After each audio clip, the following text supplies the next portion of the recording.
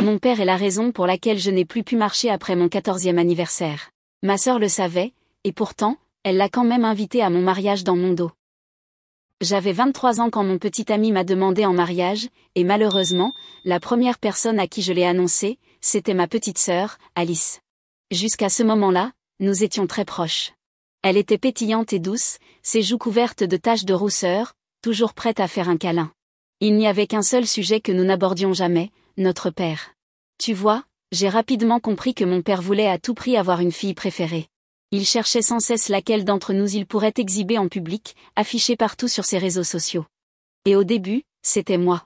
J'étais l'enfant doré, celle que mes grands-parents venaient chérir. Mais quand Alice a eu 4 ans et que mon père rentrait du travail en colère, ce qui arrivait presque tous les jours, c'est elle qui recevait toute sa rage.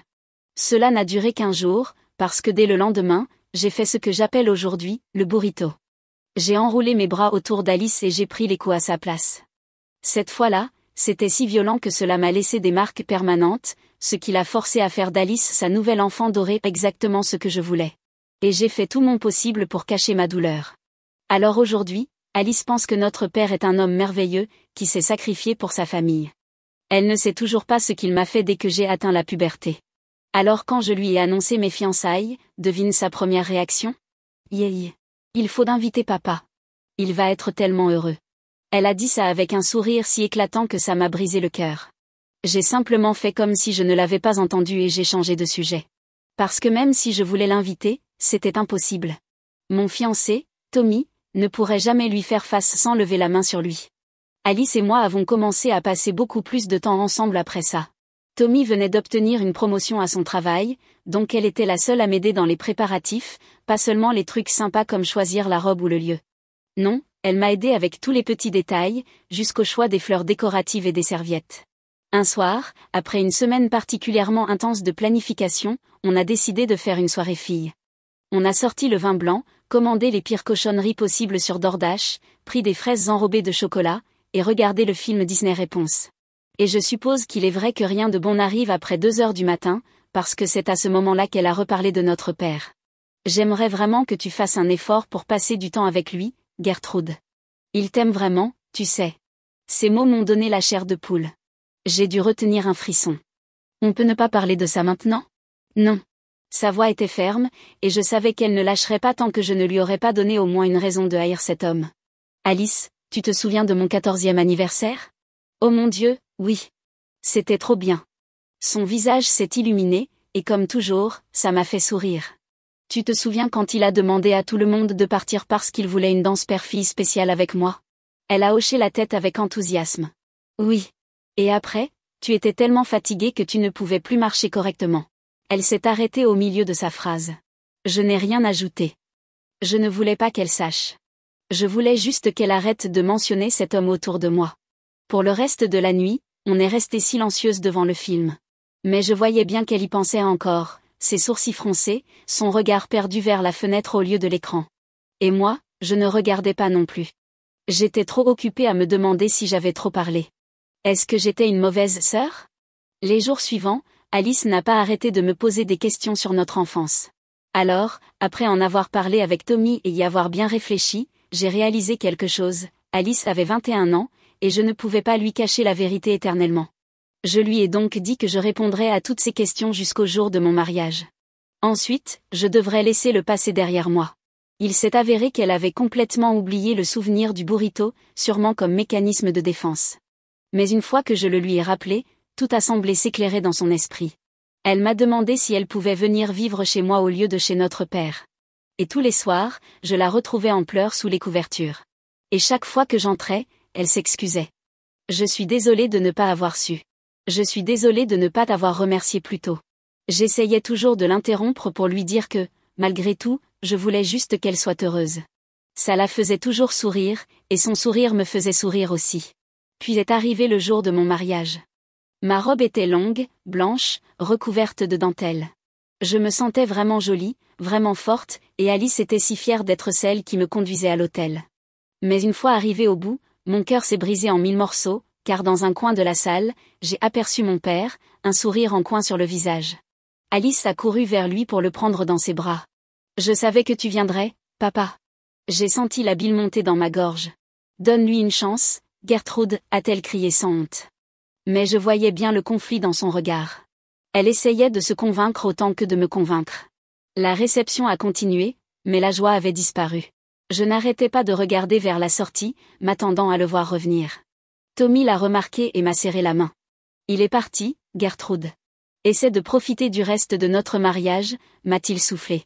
J'ai hoché la tête, mais le nœud dans mon estomac ne voulait pas se défaire.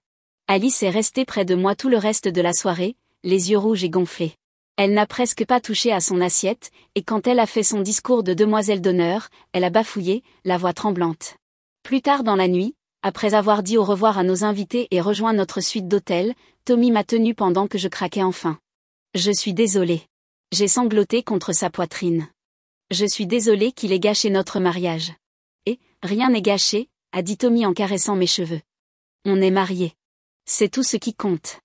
Mais je n'arrivais pas à me débarrasser de cette sensation que la venue de mon père n'était que le début de quelque chose de pire. Ces derniers mots résonnaient encore dans mon esprit. Ce n'est pas fini. Le lendemain matin, je me suis réveillée avec plusieurs messages d'Alice. Je suis tellement désolée pour hier. Est-ce qu'on peut parler avant que tu partes en lune de miel? S'il te plaît, Gertrude. J'ai besoin de t'expliquer. Je suis à ton appartement. J'attendrai que tu rentres. Tommy et moi ne partions que le lendemain, alors nous sommes retournés à notre appartement. Alice était assise par terre devant la porte, les genoux contre sa poitrine, ses cheveux cuivrés en bataille autour de son visage. J'ai été tellement stupide, a-t-elle dit dès qu'elle m'a vue. Ses yeux étaient gonflés de larmes, ses taches de rousseur ressortant sur sa peau pâle. J'ai cru tout ce qu'il m'a dit. Je l'ai aidé à se relever et je l'ai fait entrer. Tommy a préparé du café pendant qu'Alice et moi nous asseyions à la table de la cuisine. Il m'a appelé le mois dernier, a-t-elle commencé, fixant sa tasse. Il m'a dit qu'il avait entendu parler du mariage par un ami de la famille. Il avait l'air différent, plein de remords. Il m'a dit qu'il était en thérapie, qu'il avait compris à quel point il t'avait fait du mal. J'ai senti ma mâchoire se crisper. Et tu l'as cru? J'ai voulu y croire, a-t-elle murmuré. C'est notre père. Je pensais que s'il pouvait changer, peut-être qu'on pourrait être une vraie famille. Alice. Je sais, m'interrompit-elle. Je sais maintenant. Mais il était tellement convaincant, Gertrude. Il a pleuré au téléphone. Il a dit que son plus grand regret était d'avoir perdu sa relation avec toi. Tommy ricana depuis la cuisine. Salaud manipulateur. Alice acquiesça, misérablement. Même après que tu m'aies dit ce qu'il t'avait fait, je n'arrivais pas à l'accepter complètement. Je continuais à penser que tu exagérais, ou qu'il s'agissait d'un malentendu. Un malentendu?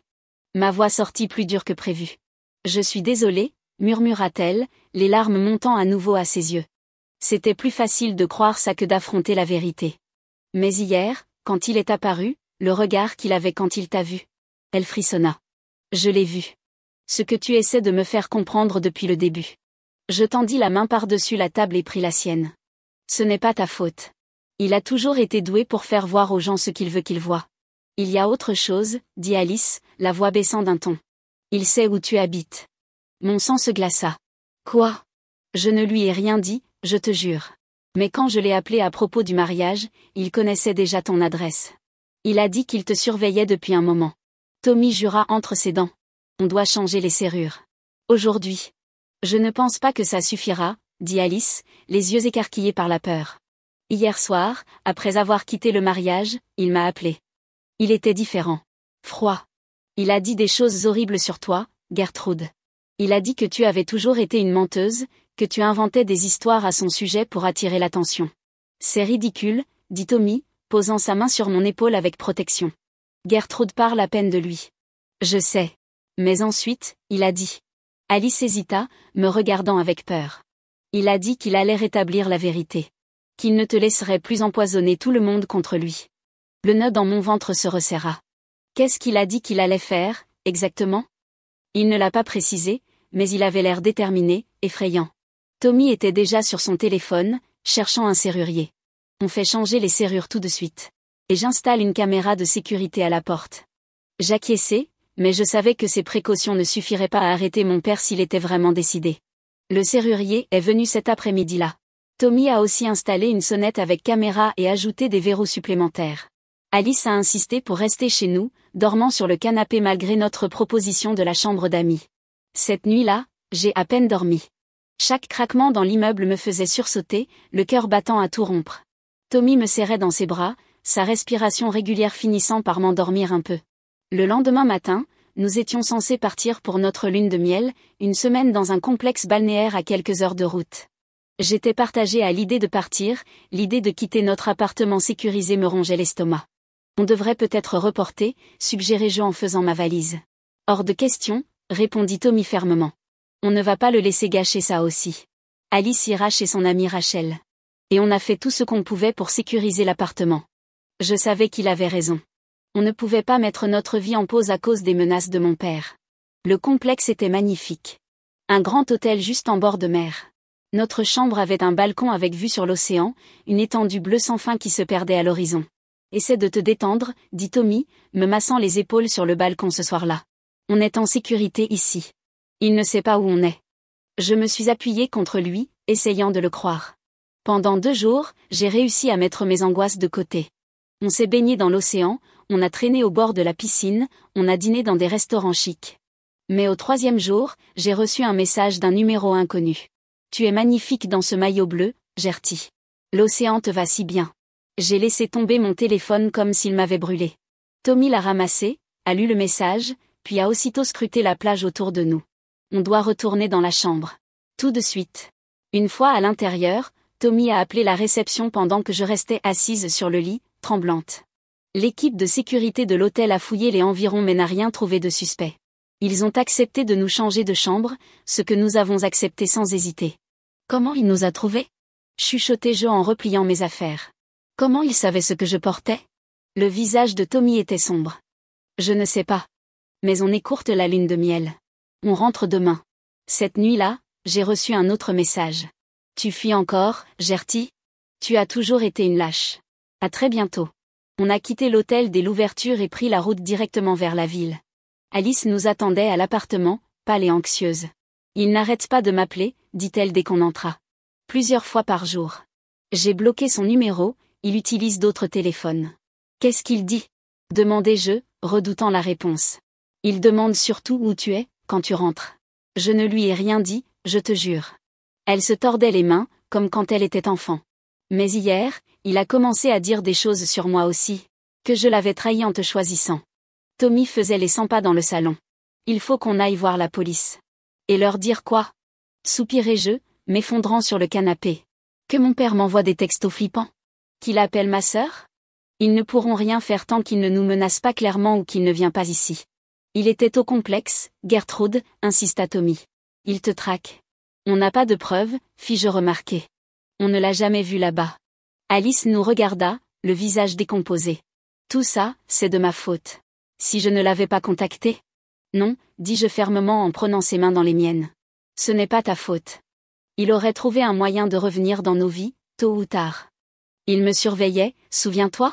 Le lendemain, j'ai repris le travail dans le petit cabinet de design graphique où je bossais depuis 2 ans. J'avais besoin de normalité, de routine, de quelque chose pour m'éloigner de cette peur constante. Vers midi, la réceptionniste m'appela. Gertrude, il y a quelqu'un pour toi, il dit que c'est ton père. Mon cœur s'arrêta. Je levai les yeux et le vis dans l'embrasure de la porte du bureau, souriant agréablement. Il portait un costume, ressemblait à un homme d'affaires accompli, ses cheveux striés d'argent impeccablement coiffés. Surprise, dit-il en s'avançant vers mon bureau. Je me suis dit que je pourrais emmener ma fille déjeuner. Qu'on puisse vraiment discuter après le mariage. Je suis occupée, dis-je, la voix à peine audible sous le vacarme de mon cœur. Allons, tout le monde doit manger. Il se tourna vers ma collègue, Junipé, son sourire s'élargissant. Ça ne vous dérange pas si je l'emprunte 1 heure? Le temps entre père et fille est si précieux. Avant que Junipé ne puisse répondre, je me levai. Dehors. Je le conduisis sur le trottoir devant le bâtiment, les mains tremblantes au point que je dus les fourrer dans mes poches. Qu'est-ce que tu veux? Demandai-je une fois hors de portée d'oreille. C'est comme ça qu'on accueille son père, dit-il en souriant, mais ses yeux restaient froids. Je veux juste parler, Gertie. Faire table rase entre nous. Il n'y a rien à dire. Laisse-moi tranquille. Je ne peux pas. Sa voix se durcit. Tu racontes des mensonges à ta sœur, tu la montes contre moi. Je lui ai dit la vérité. Ta version de la vérité, peut-être. Il s'approcha. Mais nous savons tous les deux ce qui s'est vraiment passé, n'est-ce pas? Comment tu suppliais pour avoir mon attention? Comment tu aurais tout fait pour être la préférée de papa? Un haut le cœur me prit. Ce n'est pas ce qui s'est passé. Non. Son sourire s'élargit. J'ai des journaux intimes, tu sais, de cette époque. Des récits détaillés de tes visites dans ma chambre la nuit. Arrête. Soufflai-je. Ça n'est jamais arrivé. Ce serait ta parole contre la mienne. Et ces journaux sont très convaincants. Il tendit la main comme pour toucher mon visage, et je reculai d'un bond. Je n'aimerais pas que Tommy les lise. Ou tes collègues. Ils pourraient te voir autrement. Personne ne croira ça. Tu en es sûr? Les gens adorent les scandales. Et je suis très persuasif. Il ajusta sa cravate. Tout ce que je veux, c'est que les choses redeviennent normales. Que mes filles respectent leur père. C'est trop demandé? Oui, dis-je en retrouvant ma voix. C'est trop. Parce que tu n'es pas un père. Tu es un monstre. Son expression s'assombrit. Fais attention, Gertie. Tu joues à un jeu dangereux. Toi aussi. Je sortis mon téléphone. J'appelle la police. Il rit. Et tu vas leur dire quoi? Que ton père voulait déjeuner avec toi? Il secoua la tête. Réfléchis bien à ce que tu fais. Si tu pousses trop loin, je n'aurai pas le choix que de me défendre. Et ça veut dire raconter ma version de l'histoire. Sur ces mots, il tourna les talons et s'éloigna, me laissant tremblante contre le mur. J'appelai immédiatement Tommy, puis envoyai un message à Alice. Nous convînmes de nous retrouver à la maison après le travail. Ce soir-là, tous les trois étions assis dans notre salon, essayant de comprendre quoi faire. Le dîner à emporter que Tommy avait rapporté restait intact. Il bluffe, affirma Tommy. Ces journaux n'existent pas. Mais s'ils existent, demanda Alice d'une voix basse. Et s'il préparait ça depuis des années? Je secouai la tête. Même s'il a des faux journaux, à qui pourrait-il les montrer? Et pourquoi quelqu'un le croirait plutôt que moi? Les gens croient ce qu'ils ont envie de croire, dit Alice. Il est charmant, convaincant. Tu as vu comme il a facilement séduit les invités au mariage. Il nous faut des preuves, dit Tommy. Quelque chose qui montre qui il est vraiment. Comme quoi? Demandai-je. Ça fait des années que je n'ai plus vécu avec lui, et il faisait toujours attention à ne pas laisser de marques visibles. Sauf une fois, l'incident du burrito. Ses cicatrices sont restées, cachées sous mes vêtements. Alice leva brusquement la tête, les yeux écarquillés. Le burrito. Quoi? Tu as dit que ça t'avait laissé des marques permanentes. Le jour où tu m'as protégée. Je touchais inconsciemment mon dos à travers mon t-shirt. Les cicatrices s'étaient atténuées avec le temps, mais elles étaient encore là, de fines lignes blanches entrecroisées sur mes omoplates. Est-ce que ce serait suffisant? Demanda Tommy. Peut-être pas à elle seule, admis-je, mais c'est un début. Le lendemain, je reçus un email de mon père. L'objet me glaça le sang, pour ta considération. Il y avait une pièce jointe, un PDF, des pages scannées d'un journal manuscrit. Les entrées décrivaient, avec un détail esséurant, une version tordue de mon enfance dans laquelle j'étais l'instigatrice, cherchant l'attention spéciale de mon père. L'écriture était parfaite, exactement comme celle des cartes d'anniversaire ou des mots pour l'école. La dernière page contenait une note. J'en ai des dizaines comme ça. Je détesterais qu'ils deviennent publics. Discutons de comment résoudre cela à l'amiable. Dîner chez moi, vendredi à 19h. Viens seul. Je transférai l'email à Tommy et Alice. Tommy m'appela immédiatement, sa voix serrée par la colère. C'est du chantage. On va voir la police. Avec quoi? Demandai-je. Un email qui m'invite à dîner? Des journaux qui me font passer pour la coupable? Ils te menacent. Pas explicitement. Je pris une profonde inspiration. J'ai besoin de réfléchir. Alice appela ensuite, essoufflée. Je crois que j'ai quelque chose. Tu te souviens comment papa enregistrait tout? Tous ces caméscopes, ces vidéos de son enfant modèle? Je me souvenais. Il avait été obsédé par l'image de sa famille parfaite. J'ai pris certaines de ces cassettes quand j'ai déménagé, poursuivit Alice. Je ne les ai jamais regardées. Pour moi, c'était juste du vieux bazar sentimental. Mais peut-être qu'il y a quelque chose dessus. Quelque chose qui montre qui il était vraiment. Un espoir vacillant naquit. Où sont-elles? Dans un box de stockage avec mes autres affaires de chez lui. Je peux aller les chercher demain. Cette nuit-là, je ne dormis pas. Je ne cessais de penser à ces journaux, me demandant s'il écrivait vraiment sa version déformée des faits depuis toutes ces années, en prévision du jour où je parlerais. Le lendemain matin, Tommy était déjà au téléphone quand je me réveillai. Oui, c'est ça, disait-il. Nous avons besoin de copies de tous les rapports de police enregistrés à cette adresse entre 1998 et février 2010. Oui, je comprends qu'ils ne soient peut-être pas disponibles numériquement. Nous sommes prêts à nous déplacer. Après avoir raccroché, il m'expliqua. J'essaie de trouver des traces d'intervention policière à ta maison d'enfance. Des voisins qui auraient signalé des disputes, des bruits, n'importe quoi. Je ne me souviens pas que la police soit jamais venue, dis-je. Peut-être pas quand tu y étais, mais ça vaut le coup de chercher. Alice arriva dans l'après-midi avec un carton rempli de cassettes VHS et de DVD. Il y en a des dizaines, dit-elle en posant la boîte sur notre table basse. Je n'ai aucune idée de ce qu'il y a sur la plupart de ces cassettes. Nous avons passé des heures à les visionner, regardant des extraits de fêtes d'anniversaire, d'événements scolaires et de célébrations en famille. La plupart montraient exactement ce à quoi je m'attendais, mon père présentant au monde l'image parfaite de sa famille. Puis Alice en trouva une étiquetée simplement, Gertie 13. Ça devait être juste avant, dit-elle, s'interrompant en me regardant avec incertitude. Passe là, dis-je en me préparant. La vidéo me montrait dans notre ancien salon, assise raide sur le canapé tandis que la voix de mon père provenait de derrière la caméra. Raconte-nous ta journée, Gertie. À l'écran, j'avais l'air mal à l'aise. Mon corps d'adolescente était voûté, comme si j'essayais de disparaître. C'était bien. Juste bien? Rien d'excitant pour la fille spéciale de papa? Je regardais mon moi plus jeune tressaillir à cette phrase. Non, répondit doucement la Gertie de l'écran. Allez, Gertie. Tu sais ce qui arrive quand tu ne coopères pas? La caméra zooma sur mon visage. Je pouvais désormais y voir la peur, claire comme de l'eau de roche. Mes yeux grands ouverts et méfiants, comme ceux d'un animal piégé. J'ai eu un A à mon projet de science, finis-je par dire. C'est mieux. Et qui t'a aidé pour ce projet? Toi. C'est ça. Papa aide toujours sa fille spéciale, pas vrai? Et qu'est-ce que tu fais pour papa en retour? À l'écran, les larmes montaient à mes yeux. Je suis gentille. Gentille comment? Dis-le correctement. Je suis gentille pour toi. Rien que pour toi. La vidéo se coupa brutalement. Nous restâmes tous les trois figés en silence. C'est, dit Tommy sans pouvoir finir. Du conditionnement, chuchota Alice en se couvrant la bouche de la main. Il te conditionnait devant la caméra. Je me sentais engourdie, comme détachée de mon propre corps. Voir ça de l'extérieur, entendre sa voix, voir ma peur rendait tout terriblement réel. Il pourrait y en avoir d'autres, dit Alice en fouillant de nouveau dans la boîte avec un regain d'énergie. Nous avons trouvé 2 autres vidéos montrant des interactions similaires. La voix de mon père devenait de plus en plus possessive, mes réponses, de plus en plus craintives et répétées comme un script. C'est une preuve, dit Tommy. Une vraie preuve. Je hochai lentement la tête, un plan commençant à se former dans mon esprit. Mais est-ce que ça suffira? Avant que quiconque ne puisse répondre, mon téléphone vibra, un texto d'un numéro inconnu. J'ai hâte d'être à demain soir, Gertie. N'oublie pas viens seul, ou ces journaux seront rendus publics. Je montrai le message à Tommy et Alice. Tu ne peux pas y aller, dit Tommy immédiatement.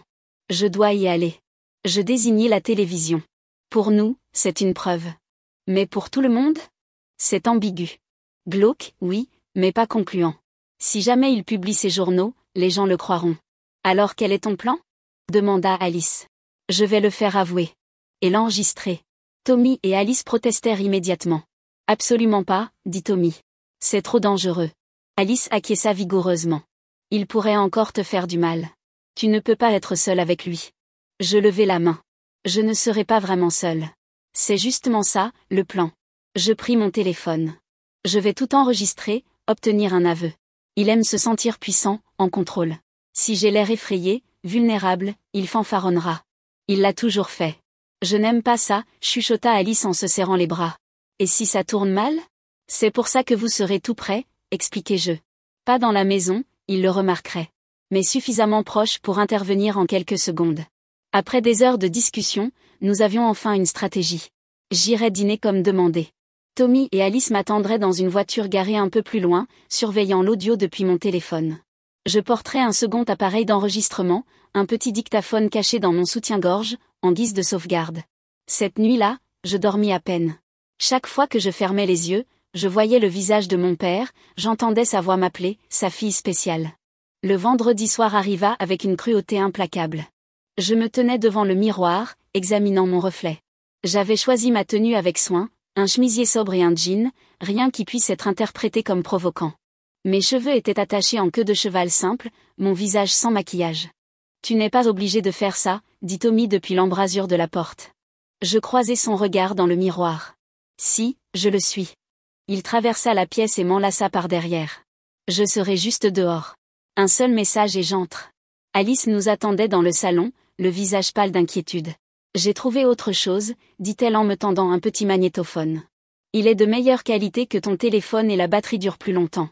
Je le pris avec reconnaissance, le testai avant de le glisser dans ma poche. Merci. Le trajet jusqu'à la maison de mon père semblait irréel. Je n'y étais pas retournée depuis que j'avais quitté la maison à 18 ans.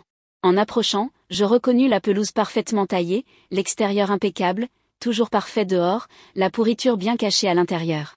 Rappelle-toi, dit Tommy en se garant dans la rue, on écoutera tout. Si quelque chose cloche, utilise le mot code. Nous avions convenu d'utiliser des souvenirs d'enfance comme signal d'alerte. Je l'embrassai, puis parcourus à pied la courte distance jusqu'à la porte d'entrée de mon père. Chaque pas me paraissait plus lourd que le précédent. Avant que je puisse frapper, la porte s'ouvrit brusquement. Mon père se tenait là, arborant ce sourire familier qui n'atteignait jamais ses yeux. Gertie, pile à l'heure. Toujours aussi ponctuel. Je me forçai à soutenir son regard. Allons droit au but. Il ricana en s'écartant pour me laisser entrer. Toujours aussi direct. Certaines choses ne changent jamais. La maison avait changé. De nouveaux meubles, une autre palette de couleurs, mais le plan était le même. Je pouvais encore y tracer chaque sortie de secours, chaque cachette, comme lorsque j'étais enfant. Le dîner est presque prêt, dit-il en me conduisant à la salle à manger. J'ai fait ton plat préféré, du rôti avec ces petites pommes de terre que tu adorais. La table était dressée pour deux, avec bougies et verre à vin. Ça ressemblait plus à un rendez-vous galant qu'à un dîner père-fille. Ma peau se hérissa à l'implication. Je n'ai pas faim, dis-je, l'odeur de la nourriture me soulevant le cœur. Assieds-toi quand même, dit-il, sa voix se faisant plus ferme. On doit parler. Je m'assis, me positionnant de manière à pouvoir atteindre la porte facilement en cas de besoin. Il disparut dans la cuisine, revenant quelques instants plus tard avec 2 assiettes de nourriture. Du vin, proposa-t-il en brandissant une bouteille de rouge foncé. J'ai secoué la tête. Je dois conduire pour rentrer. Un verre ne fera pas de mal. Il a quand même versé, poussant le verre vers moi, pour une réconciliation familiale. Je n'ai pas touché au verre. C'est ça, alors ? Bien sûr. Il prit une gorgée de son propre vin. Je veux qu'on laisse le passé derrière nous. Repartir à zéro. En me menaçant avec de faux journaux intimes ? Son sourire ne vacilla pas, mais quelque chose de froid scintilla dans ses yeux. Ces journaux sont bien réels, Gertie. J'ai commencé à les écrire quand tu avais 12 ans, à peu près au moment où tu as commencé à montrer de l'intérêt. Je me sentais malade, mais je me forçais à rester calme, à me souvenir du plan. Ce n'est pas ce qui s'est passé. Non. Il posa son verre. Alors que s'est-il passé ? De ton point de vue, c'était ça. Mon ouverture. Je pris une profonde inspiration. Tu sais exactement ce qui s'est passé. Tu as abusé de moi. Physiquement d'abord, puis je n'ai pas pu finir la phrase. Quelle imagination. Il soupira, coupant un morceau de viande avec une précision chirurgicale. Tu as toujours été créative. Tu te souviens des histoires que tu écrivais ? Toujours sur des princesses sauvées de Tours. Il se pencha en avant, mais nous savons tous les deux que tu n'as jamais voulu être sauvée, n'est-ce pas ? Tu aimais notre temps spécial ensemble. J'enfonçais mes ongles dans mes paumes sous la table. J'étais une enfant. Tu étais censé me protéger. Je t'ai protégé du monde, des garçons qui auraient pu t'utiliser puis t'abandonner. Sa voix était douce, raisonnable. Tout ce que j'ai fait, c'était par amour. Amour ? Je ne pus cacher le dégoût dans ma voix.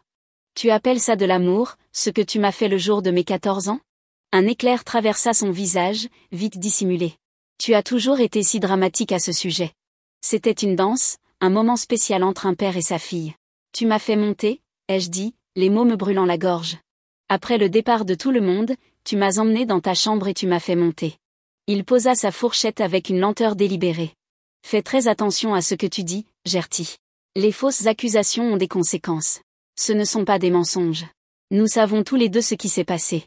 Ce que je sais, dit-il d'une voix plus dure, c'est que tu as toujours cherché à attirer l'attention, toujours voulu être spécial. Et quand Alice a commencé à recevoir plus d'attention que toi, tu es devenu désespéré. J'ai failli rire devant l'absurdité. Je voulais qu'Alice ait de l'attention. Je l'ai protégée de toi.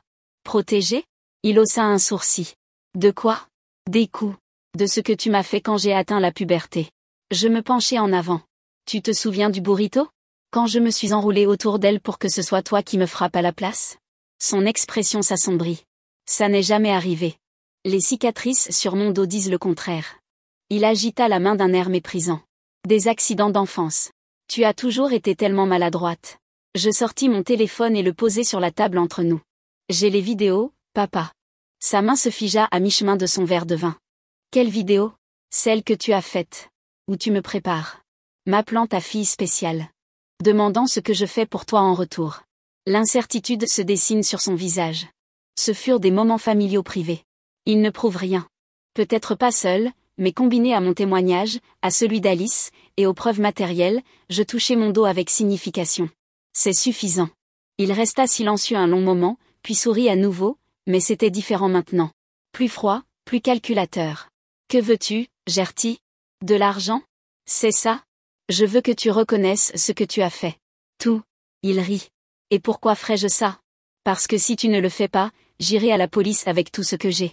Les vidéos, les cicatrices, les témoins qui ont vu comment tu nous as traités. Ça ne suffira peut-être pas à te condamner, mais ça suffira à détruire ta réputation, ta carrière, ta vie. Ses yeux se plissèrent. Tu n'oserais pas, essaie donc. Je soutins son regard. Ou tu peux admettre ce que tu as fait maintenant, et je réfléchirai à garder ça entre nous. Il prit une longue gorgée de vin, le silence s'étira entre nous. Et si j'admets, et après? Tu me pardonneras? On sera une grande famille heureuse à nouveau? Non, dis-je honnêtement. Mais je réfléchirai à ne pas porter plainte. Il posa son verre et s'appuya dans sa chaise. Très bien. Tu veux que je dise que j'ai été dur avec toi? J'ai été stricte. Tous les parents disciplinaient leurs enfants à l'époque. C'était plus que de la discipline. Que veux-tu que je dise? Sa voix monta légèrement. Que j'ai été plus dure avec toi que je n'aurais dû. Très bien.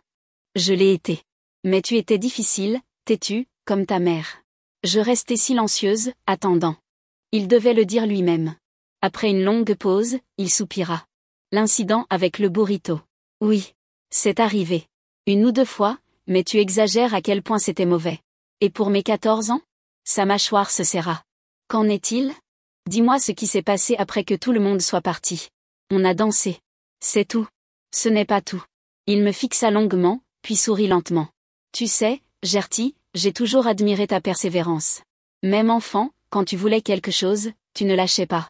Il se pencha en avant. C'est ça le problème? Tu veux que je dise que j'ai agi de manière inappropriée envers toi? Je ne répondis pas. Je me contentai d'attendre. Très bien. Dit-il enfin, la voix baissée presque en chuchotement. Oui. J'ai été impliqué avec toi cette nuit-là et d'autres nuits, mais tu le voulais. Tu en suppliais. Tu étais toujours si désespéré d'avoir mon approbation. Mon estomac se noua, mais je me forçai à rester calme. J'avais 14 ans, j'étais une enfant. Tu étais mature pour ton âge. Tu savais exactement ce que tu faisais. Est-ce que je t'ai demandé d'arrêter? Il hésita, puis haussa les épaules. Parfois, mais ça faisait partie du jeu. Tu aimes faire semblant de résister. Ce n'était pas un jeu, dis-je doucement. J'avais peur de toi. N'importe quoi. Tu m'aimais. Tu m'aimes encore. Au fond de lui, il tendit la main à travers la table vers la mienne. Je la retirai. Je dois aller aux toilettes. Il fit un geste vers le couloir. Tu sais où c'est. Une fois dans la salle de bain, je verrouillai la porte et m'y appuyai, respirant profondément. Je vérifiai mon téléphone. L'enregistrement était toujours en cours. J'envoyai un texto rapide à Tommy. C'est bon. Je sors maintenant. Quand je retournai dans la salle à manger, mon père remplissait son verre de vin. Je pars, dis-je. J'ai ce que je suis venu chercher. Il se leva en un instant, bloquant mon chemin vers la porte. Qu'est-ce que ça veut dire? Ça veut dire que j'ai tout enregistré ce que tu viens de dire. Je levai mon téléphone. Ta confession à propos des abus, de ce qui s'est passé quand j'avais 14 ans. La couleur disparut de son visage. Tu ne peux pas utiliser ça. Je n'ai pas consenti à être enregistré. En fait, dans cet état, la loi ne requiert qu'un seul consentement pour les enregistrements. Il me suffisait de donner mon propre consentement. Je fis un pas en arrière. Maintenant, recule. Je pars. Donne-moi le téléphone, Gertie. Sa voix était dangereusement basse. Le numéro. Il se jeta soudain en avant, attrapant mon poignet. Je me dégageai en me tortillant, mais il attrapa le bord de mon chemisier, me tirant en arrière. Donne-moi ce foutu téléphone, cria-t-il, le visage déformé par la rage. Je reculai en titubant, heurtant le bord de la table. Des verres à vin tombèrent, le liquide rouge s'étalant sur la nappe blanche comme du sang. Lâche-moi, criai-je, espérant que Tommy et Alice m'entendraient à travers le téléphone. La main de mon père se referma autour de ma gorge, ses doigts creusant ma peau. Petite ingrate. Après tout ce que j'ai fait pour toi, des taches noires dansaient au bord de ma vision tandis que j'avais du mal à respirer. De ma main libre, je cherchais à l'aveugle derrière moi, mes doigts fermant autour du pied d'un verre à vin. Je le balançai de toutes mes forces vers l'avant. Le verre se brisa contre sa tempe dans un craquement sinistre. Il recula en titubant, relâchant ma gorge. « Tu m'as frappé, dit-il, sonnant presque surpris. Tu m'as vraiment frappé. » Je reculai vers la porte, gardant les yeux sur lui. « Reste loin de moi. C'est fini. » « Ce n'est pas fini tant que je ne le dis pas. » Il se jeta à nouveau, mais cette fois la porte d'entrée explosa derrière moi. Tommy fit irruption, suivi de près par Alice. « Éloigne-toi d'elle » cria Tommy, se plaçant entre mon père et moi. Mon père se figea, regardant Tommy puis Alice, puis moi. « Tu les as amenés ? Après que je t'ai spécifiquement dit de venir seul ? Tu pensais vraiment que je te ferais confiance ? » demandai-je, la voix rauque à cause de sa prise. Alice fit un pas en avant. « On a tout entendu, papa. » Tout. Pendant un instant, il sembla vraiment effrayé, un animal acculé réalisant qu'il n'avait aucune échappatoire. Puis son expression se durcit à nouveau. « Ça ne tiendra pas. Je dirai que j'ai été contraint, que tu m'as menacé. » Avec 3 enregistrements distincts, sortis de ma poche, je sortis le dictaphone. « Et des témoins qui viennent d'entendre que tu m'attaquais ? Je ne crois pas. » Il nous regarda tour à tour, le calcul visible dans ses yeux. Puis, de manière inattendue, il éclata de rire, un son creux dépourvu d'humour. Ma maligne Gertie, toujours un pas devant. Il s'affaissa dans sa chaise, semblant soudain plus vieux, plus petit. Et maintenant ? La police ? La prison ? L'humiliation publique ? Ça dépend de toi, dis-je, serrant la main de Tommy. Éloigne-toi de nous. Complètement. Pas de contact. Pas de message. Rien. Déménage si tu dois. Si tu fais ça, peut-être que ces enregistrements resteront privés. Et si je ne le fais pas ? Alors tout le monde les entendra. Tes collègues, tes amis, la police, tout le monde. Il réfléchit longtemps, puis acquiesça lentement. Tu gagnes, Gertie. Pour l'instant. Nous le laissâmes assis là, entouré des ruines de son dîner soigneusement planifié.